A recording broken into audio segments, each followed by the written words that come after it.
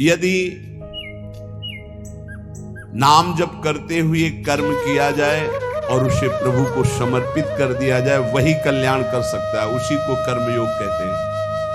अगर नाम जप नहीं और प्रभु को समर्पित नहीं किया गया तो नैष्कर्ममप्यच्युत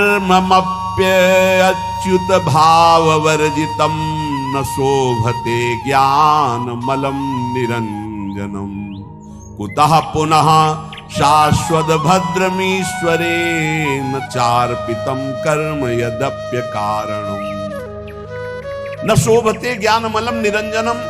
यदि नाम जप नहीं है, भगवत भक्ति नहीं है, तो तुम्हें ज्ञान हो गया है निरंजन का, वो शोभा को प्राप्त नहीं होता। जितने परम शुद्ध ज्ञानी हैं वो भगवान का भजन करते मिलेंगे, चाहे सनकादि हो, चाहे भगवान शंकर हो, चाहे शुक्राचार्य हो, परमहंस श्री सुखदेव जी या परम ज्ञानी जनक जी महाराज। ये जिनको न पूर्ण ज्ञान है और न पूर्ण ज्ञानी है, ये खंडन मंडन की बातें होती रहती हैं। न शोभते ज्ञान मलम निरंजनम, मायातीत त्रिगुणातीत परब्रह्म का ज्ञान भी वो सुशोभित नहीं होता जिसमें भगवत चर्चा ना सुनी जाए, भगवान का नाम जप न किया जाए। निष्कर्म मप्यच्युत भाववर्जितम, यदि निष्काम कर्म किया जाए उसमें भगवत भावना नहीं है, नाम जप नहीं, तो वो कर्म भी कल्याण नहीं कर सकता। कुतः पुनः शाश्वत भद्रमीश्वरम, फिर और साधन ये जो अमंगलकारी हैं संसार के भोगों की, इनसे क्या कल्याण हो जाएगा। ये जो कामना कृत कर्म, कर्म कृत कामना, ये तो बंधनकारी है। जो निष्काम कर्म भी हैं, यदि वो भगवद अर्पित ना किए जाएं तो लाभ नहीं मिलेगा। इसका भाव समझिए।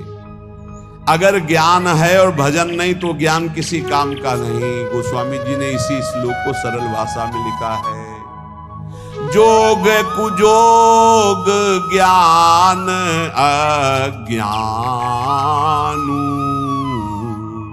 जहां नहीं राम प्रेम परधानु, सो सब धर्म करम जरी जाऊ, जहां न राम पद पंकज भाऊ। वो जोग कुजोग है, वो ज्ञान अज्ञान है, जिसमें भगवान के चरणों में प्रेम न हो, उनका नाम जप न हो, उनका गुण कीर्तन न हो। वो कर्म धर्म सवाग लग जाए जो भगवान के चरणों में भाव न प्रकट करे, वो यहां कह रहे हैं। न शोभते ज्ञान मलम निरंजनम, मायातीत विशुद्ध जो त्रिगुणातीत ज्ञान है, यदि भगवान के चरणों में भक्ति नहीं, नाम जप नहीं, भजन नहीं, तो वो ज्ञान किस काम का। वो निष्कर्म कर्म भी किस काम का, जो अच्युत भावना विहीन, भगवत भावना विहीन, भगवान को अर्पण नहीं किया गया। फिर वो काम कर्म जो बंधन कारक है, उनकी तो चर्चा ही क्या है। एक बार देवर्षि नारद जी ने देखा भगवान बहुत प्रसन्न है, तो भगवान से कहा, क्वा त्वं वससि देवेश मया पृष्ठस्तु पार्थिव, विष्णुरेवं तदा प्राह मद्भक्ति परितोषितः।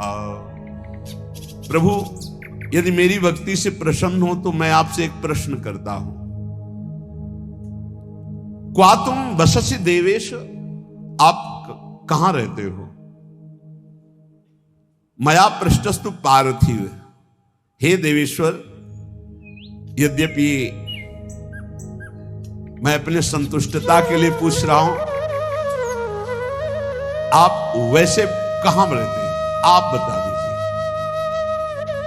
भगवान ने कहा, ना हम वसामि वैकुंठे योगी नाम हृदय न वै, मद्भक्ता यत्र गायन्ति तत्र तिष्ठामि नारद, तेषां पूजादिकं गंध पुष्पाद्यैः क्रियते नरैः, तेन प्रीतिं परां यामि न तथा मत् प्रपूजनात्।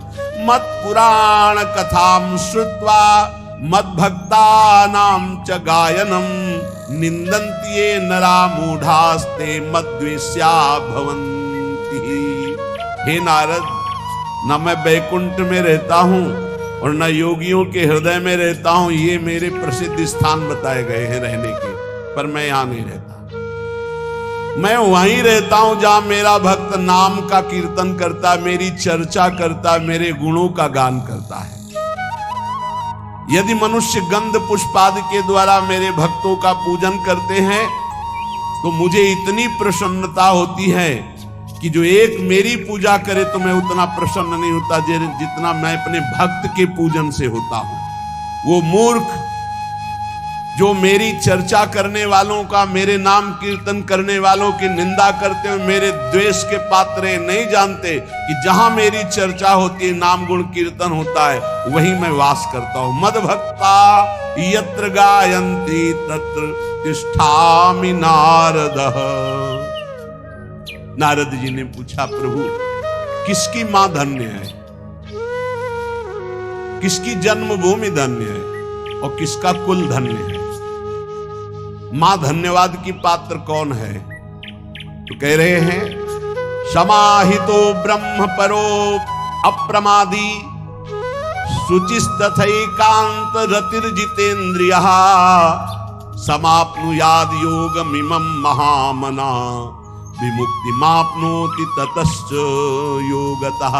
कुलम पवित्रम जननी कृतार्था वसुंधरा भाग्यवती च तेन विमुक्ति मार्गे सुख सिंधु मग्नम लग्नम परे ब्रह्मणि यस्य चेता।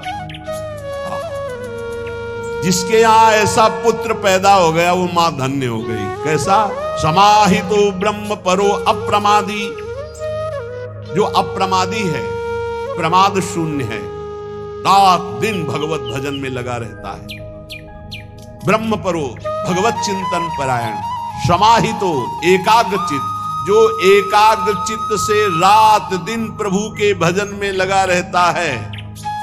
शुचि पवित्र, शरीर से मन से, तथैकांत एकांत चिंतन करने वाला, और जितेंद्रिय जो अपनी इंद्रियों को वश में कर लिया है।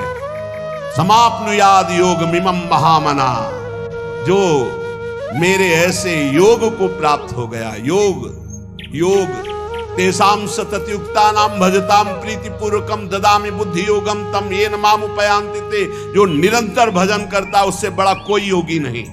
सबसे बड़ा वो योगी वही जो समाहित चित्त एकाग्र चित्त होकर के निरंतर भगवत चिंतन में रात दिन डूबा रहता है। ऐसा जो मेरा भक्त है तो कुलम पवित्रम, उसका कुल पवित्र हो गया। सो कुल धन्य उमासुन जगत पूज्य सुपनीत, संपूर्ण जगत का बंदनी कुल हो गया जिसके यहाँ ऐसा बेटा पैदा हुआ जो रात दिन भजन करने वाला। कुलम पवित्रम, कुल का कुल पवित्र। जननी का तार था, वो मां कहलाने योग्य है। जिसके ऐसा बेटा पैदा हुआ वो कृतार्थ है। श्री सेवक जी महाराज के नाम प्रसंग कहत उपदेश, जाया धर्म धन्य सो देश, धन्य सुकुल जेहि जन्म भयो, धन्य सुतात धन्य सो माए, संतत सकल सुनहु चित लाए, श्री हरिवंश प्रताप जसु। वो देश धन्य, वो कुल धन्य, वो माता धन्य, वो पिता धन्य जिसके यहाँ नाम जापक प्रकट हो गया। रात दिन समाहितो ब्रह्म परो अप्रमादी, शुचिस्तथैकांत रतिर्जितेन्द्रियः, समाप्नुयाद योग मिमं महामना, विमुक्ति माप्नोति ततश्च योगतः। तो कुलम पवित्रम जननी कृतार्था वसुंधरा भाग्यवती च तेन। धन्य है वो भूमि, तीर्थ हो जाता है जहां भक्त प्रकट होता है, वो भूमि बंदनी हो जाती है। भगवान शंकर जी एक बार एक जगह प्रणाम कर रहे थे तो पार्वती ने पूछा ये कौन सा तीर्थ स्थल है? तो उनका तीर्थ स्थल नहीं है, 1 सहस्त्र वर्ष बाद यहाँ एक भक्त पैदा होगा, 1000 वर्ष बाद। इसलिए मैं इस भूमि को प्रणाम करता हूं कि यहाँ एक महाभागवत प्रकट होगा। जिस भूमि में भागवत प्रकट होना है तो परम वैष्णवाचार्य भगवान श्री उस भूमि को नमन करते हैं। जो हरि का भजन करने वाले भगवान शंकर बहुत प्यार करते हैं। मार्कंडे जी को बुलाए भगवान शिव और पार्वती दर्शन देने गए तो उन्होंने पूछा, कभी ध्यान नहीं किया आपका, कभी बुलाया नहीं, आप क्यों आए प्रभु? तो उनका, जो मेरे हरि का भजन करता है उस पर मैं बहुत द्रवित होता हूं और अपने आप कृपा करता हूं। तो धन्य है उसकी मां जिसके ऐसा पुत्र पैदा हुआ रात दिन भजन करने वाला। नहीं तो एक मां ऐसी भी है जो अभी सुनाया हमने कि एकांतिक में वो कह रहे थे कि माँ ने मोबाइल तोड़ दिया, अगर सत्संग सुनोगे तो मोबाइल तोड़ दिया। पिता ने कहा कि तुम्हें हमारी कसम है, अगर वृंदावन गए बाबा की बात सुनी। तो ये भी बात है। और एक वो है जो जननी करतार था, एक माँ आई थी, उसने बताया कि हमारे बेटे ने कहा कि अब दोबारा हमारे सामने मत आना, मैं आपको प्रणाम करता हूँ, क्योंकि आप आती हो तो हमारे मन में विक्षेप होता है। बोले हमने भी निश्चय किया कि अपने बेटे को कभी विक्षेप नहीं, मैं भले ही राधा केल कुंज में किसी जगह छुप के उसको देख लूं, लेकिन अब कभी सामने नहीं जाऊंगी महाराज। वो भी शिष्य है, उनका धन्य है आपकी त्याग निष्ठा, जिससे उसका भी और श्री जी की सेवा में रात दिन बना रहता है। ये है निष्ठा है, ये है जननी, पवित्र जननी, जिनकी कोख पवित्र हो गई, जिनका जीवन धारण करना पवित्र हो गया, गर्भ धारण करना पवित्र हो गया। जननी करतार था। जब श्री ध्रुव जी परम पद पर आरूढ़ होने के लिए विमान पर विराजमान हुए तो उनको याद आई अपनी माँ। और भगवत पार्षदों से कहा, मेरी माँ की क्या गति होगी, क्योंकि मैं अपनी माँ का अकेला पुत्र हूं, कोई माँ का प्यार करने वाला नहीं था। महाराज तो सुरुचि को प्यार करते थे, तो मेरी माँ की क्या दशा हुई होगी। तो उनका वो जो आपसे भी तीव्र गति से चमकता हुआ विमान आगे जा रहा है, उसमें आपकी माँ जा रही भगवान के धाम को। अश्रु आ गए कि भगवान आप कितने कृपाल हैं। प्रहलाद जी ने जब देखा कि भगवान नरसिंह प्रसन्न हुए तो उनका, प्रभु वैसे तो मांगने की कोई इच्छा नहीं, पर एक जानने की इच्छा है। मेरा पिता कहलाने वाला हिरण्यकश्यप आपसे द्रोह करता है, आपकी निंदा की तो उसे अवश्य नरकों की प्राप्ति होगी। नाथ, क्या पिता कहलाने का अधिकार उनको प्राप्त हुआ इस शरीर का, तो क्या प्रभु उनकी नरक से उद्धार हो जाएगा? तो उनका, तुम्हारे जैसा पुत्र जिसका हो 21 पीढ़ियां परम पद पे चली जाती। हिरण्यकश्यप तो मेरा पार्षद है, मेरी केवल लीला के लिए वो ऐसा कर रहा है, वो तो परम पद का अधिकारी था, है और रहेगा। अरे तेरे जैसा भक्त पैदा हो जाए तो 21 पीढ़ियां उस कुल की उद्धार हो जाती है। जननी करतार था। अब वैष्णव किसे कहते हैं, कैसे आचरण हो जिन्हें वैष्णव कहा जाता है। बहुत सुंदर देवर्षि नारद जी परम वैष्णवाचार्य हैं, वो वर्णन करते हैं। प्रशांत चित्ता सर्वेषां सौम्याः काम जितेन्द्रियाः कर्मणा मनसा वाचा परद्रोह मनिच्छवः दयार्द मनसो नित्यं स्ते हिंसा परांगमुखाः गुणेषु परकार्येषु पक्षपात मुदान्विताः सदाचार वदातश्च परोत्सव निजोत्सवाः पश्यन्तः सर्वभूतस्थं वासुदेव ममत्सराः। प्रशांत चित्ता, जो हर समय शांत चित्त रहते हैं, कैसी भी परिस्थिति हो, चाहे दुखद हो, चाहे विषम हो, चाहे जैसी परिस्थिति, संतुष्टायेन केन, ये परम गुरु मंत्र है, इसे पकड़ लो। कल हम उपासकों से कह रहे थे, शरीर का रोगी होना कोई खास बात नहीं, शरीरम व्याधि मंदिरम है, विचार रोगी ना होने पावे, तुम्हारा दिमाग रोगी ना होने पावे। ये कला है, कला परमार्थ की कला है, युक्ति से मुक्ति। हमारी प्रार्थना मान लीजिए, शरीर आज स्वस्थ है तो आप अपने दिमाग में एक कला पैदा कर लो कि तुम्हारा दिमाग कभी रोगी ना होने पावे।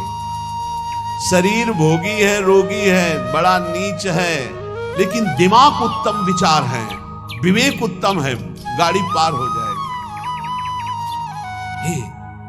दिमाग रोगी नहीं है तो श्री जी की कृपा से, गुरु जी की कृपा से दहाड़ रहे। दिमाग रोगी हो जाए तो शरीर स्वस्थ होने पर भी डिप्रेशन में पहुंच जाओ। घोर अस्वस्थ शरीर और दिमाग रोगी नहीं है तो मस्ती ही मस्ती है। दिमाग रोगी ना होने पावे, प्रशांत चित्ताः सर्वेषां सौम्याः। सौम्य, शांत, संतुष्टा येन केनवा, ये वैष्णव का परम धर्म है। कैसी भी परिस्थिति हो, अशांति नहीं आनी चाहिए। और ये तभी होगी जब पाप कर्म नहीं होंगे। अगर पाप कर्म होंगे तो प्रशांत चित्ताः सौम्याः आप नहीं हो सकते, सौम्य नहीं हो सकते, प्रशांत चित्त नहीं हो सकते। आगे लिखा है काम जितेंद्रियाः। वैष्णव काम पर विजय प्राप्त किए होता है, क्योंकि हरि का दास होता है। जहां काम तहां राम नहीं, जहां राम नहीं काम। वो काम का गुलाम नहीं होता वैष्णव कभी, वो हरि का गुलाम होता, हरि का दास होता है, इसलिए सारे विकारों पर वो विजय प्राप्त करता है। काम जितेंद्रिय, काम पर विजयी, काम विजयी होता है भगवान का भक्त। प्रशांत चित्त, सबसे सौम्य कोमल बर्ताव, और इंद्रिय विजयी। कर्मणा मनुषा वाचा परद्रोह मनिच्छवः। शरीर से, मन से, वाणी से कभी किसी से दुश्मनी स्थापित नहीं करता वैष्णव। वैष्णव अजात शत्रु होता है। हरिवंश नाम लीन जे अजात शत्रु ते सदा, प्रपंच दंभ आदि दय तहां कछु न पेखे। हरिवंश नाम लीन, जो नाम जप करने वाले हैं, जो आचार्य शरणागत हैं, जो वैष्णव हैं, वो अजात शत्रु हैं। याद रखो, अगर आप किसी से द्रोह रखते हैं, दुश्मनी रखते हैं, तो आप वैष्णव नहीं, भगवान के प्रिय नहीं है। अद्वैष्टा सर्वभूतानां मैत्रः करुण एवच, निर्ममो निरहंकारा सम दुःखः सुखा क्षमी। क्षमावान, सुख दुख में समान भाव रखने वाला, किसी से भी ममता और अहंकार न करने वाला, सबसे मित्रता और करुणा का व्यवहार करने वाला, कभी किसी से द्रोह न करने वाला भक्त मुझे प्राण प्रिय है। मन वचन कर्म से किसी से भी द्रोह ना हो। तुमसे कोई दुश्मनी रखे, तुम्हारे हृदय में उसके प्रति दुश्मनी ना हो। ये वैष्णव का लक्षण है। काम विजयी, प्रशांत चित्त और सौम्य सरल स्वभाव। मन वाणी कर्म के द्वारा किसी को भी दुख न देना, द्रोह न करना। दयार्द मनुष्यो नित्यम, जिसका चित्त भगवत भजन से द्रवीभूत है, सब पर करुणा करने के लिए उतावला रहता है। वैष्णव का हृदय कैसा रहता है? सब पर करुणा करने। क्या करूं कि इनको सुख पहुंच जाए, क्या दे दूं, कैसे इनको प्रसन्न कर लूं, कैसे इनका हृदय आह्लादित हो जाए। ये वैष्णव का हृदय होता है। दयार्द मनुष्यो नित्यम, क्यों? दया समुद्र भगवान का भजन करते हैं तो उनके हृदय में दया की हिलोरे, करुणा की हिलोरे उठती है। स्तेयम हिंसा परांग मुखा, वैष्णव कभी चोरी नहीं कर सकता, वैष्णव कभी किसी की हिंसा नहीं कर सकता। गुणेषु परकारेषु पक्षपात मुदान्विता, वो सदैव भगवत पक्षपाती होता है वैष्णव। जो भगवान का नाम, भगवान का गुणगान करते, उन्हीं से हमारा संबंध रहता है। और जो भगवत विमुख हैं, जो भगवान की निंदा करते हैं, तो जाके प्रिय ना राम वैदेही, तजिए ताहि कोटि बैरी सम, कोटि बैरी सम, तजिए ताहि कोटि बैरी सम, यद्यपि परम स्नेही, जाके प्रिय न राम वैदेही। बोले पक्षपात मुदान्विता, भक्त का हृदय पक्षपाती होता है। श्री आचार्य चरण वल्लभाचार्य जी के एक बड़े पदाधिकारी शिष्य थे। तो एक गरीब शिष्य कर नहीं चुका पाया था, तो उसको बंदी बना करके जेल में डाल दिया। और फिर बड़ी भेंट लेकर के आचार्य चरणों में आए। पूज्य श्री वल्लभाचार्य जी ने कहा, तुम जानते हो जिसको जेल में डाला है वो कौन है? उनका हाँ भगवान। कौन है? तो नाम पता बताया। नहीं, कौन है? तो उनका दिमाग पहुंचा, उनका भगवान हमारा गुरु भाई है। हाँ, तो तुम्हारे भाई का अगर ऋण होता, कर ना चुका पाता, तो तुम जेल में डालते या कर चुकाते? उनका कर चुकाते। तो गुरु भाई के प्रति तुम्हारा बर्ताव क्या रहा? उसे जेल में डाल दिया, उठाओ भेंट अपनी हाथ से, जाओ मैं तुम्हारा त्याग करता हूं। चरणों में गिर गए, प्रभु क्षमा करो, मैं तुम नष्ट हो जाऊंगा यदि आप त्याग कर, मेरा जीवन आप हो, मेरे से त्रुटि हो गई। तो बोले कर भरो जाकर और उसे मुक्त करो, वो गरीब है, भाई की तरह बर्ताव करो। कह रहे पक्षपात मुदान्विता, वैष्णव पक्षपाती होना चाहिए, जो हरिवंश को नाम सुनावे, तन मन प्राण तासु बलिहारी, जो हरिवंश उपासक सेवे, सदा सेवता के चरण विचारी। सेवक जी महाराज कहे जो हरिवंश बोले तो तन मन प्राण न्योछावर कर दो। गोस्वामी तुलसीदास जी कहे तुलसी जाके मुख से धोखे निकसत राम, ताके पक्की पक्तली मोरे तनु की चाप। ये वैष्णव धर्म है। राम कृष्ण हरि कोई बोले उसके चरणों में झुकना आना चाहिए। अगर ऐसा नहीं तो आप वैष्णव नहीं हैं, आप भगवान के निज जन नहीं हैं। पक्षपात मुदान्विता, किसी वैष्णव को कष्ट है तो ऐसा समझो जैसे अपने ऊपर कष्ट है, अपने सगे भाई पर कष्ट है। सदाचार वदाताश्च परोत्सव निजोत्सवाः, सदैव सदाचार परायण। सदाचार सद महापुरुष जिन आचरणों को किए हैं उन्हें सदाचार कहते हैं। जिनको मना किया जाता है ऐसे आचरण न करो, ये न खाओ न ये पियो, ऐसे मत बोलो, ऐसे मत चलो, ऐसा मत करो, वो असद आचरण है। जिन्हें सद आचरण करने वाले महापुरुषों ने प्रमाणित किया वही सदाचरण करने चाहिए। वैष्णव कैसा होता है? बोले सदाचार वदातश्च, उसकी वाणी में, उसके जीवन में, उसके चरित्र में सदाचरण होंगे। और परोत्सव निजोत्सवाः, वो जब कोई उत्सव मना रहा है, आनंदित है, सुखी है, तो इस बात को देखकर वो सुखी हो, जलन नहीं होगी। अरे इसका बड़ा यश हो रहा है, इसकी बड़ी कीर्ति हो रही, ये वैष्णव में नहीं होता। वो भले कंठी तिलक बांधे, यदि ईर्ष्या करता है तो वो वैष्णव नहीं है।